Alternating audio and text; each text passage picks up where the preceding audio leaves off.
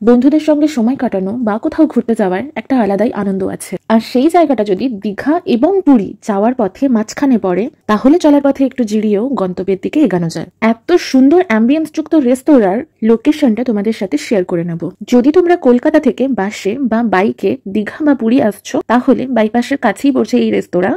পশ্চিম মেদিনীপুরের বেলদা নামক শহরে একদম বাইপাসের গায়ে এই 23 পিজা আড্ডা নামক রেস্তোরাঁটি অবস্থিত। এখানকার খাবারের প্রত্যেকটা পদই যথেষ্ট অ্যাফোর্ডেবল এবং সুস্বাদু। আমাদের সকলেরই একটা অফিসিয়াল কাজ পড়ে গিয়েছিল, তাই কাজটা সেরে আমরা এই রেস্টুরেন্টে এসেছিলাম একটু নির্ভেজাল আড্ডা মারবো বললাম। আর আমরা কি অর্ডার করেছিলাম চলো তোমাদেরকে দেখাই। আর তার সঙ্গে বলি, আমি সৌরসেনী, আর তোমরা আমার সাথে রয়েছো আমার ইউটিউব চ্যানেল বা আমার ফেসবুক পেজ সৌরসেনী চক্রবর্তী রূপকথাতে। যদি তোমাদের আমার ভিডিও ভালো লেগে থাকে তাহলে আমার ভিডিওটাকে একটা লাইক করো, আমাকে কমেন্ট করে জানিও তোমরা কি কোথা থেকে আমার ভিডিও দেখছো। আর তোমরা আমার পেজে বা চ্যানেলে নতুন হলে আমার পেজটা ফলো করে নিও, আমার চ্যানেলটা সাবস্ক্রাইব করে দিও। আর আমার যৌথ মেদিনীপুরবাসী পূর্ব, পশ্চিম এবং ঝাড়গ্রাম থেকে যারা দেখছো, তারা আই লাভ মেদিনীপুর কমেন্ট করতে ভুলো না। এই ভিডিওটা এই পর্যন্তই, টাটা।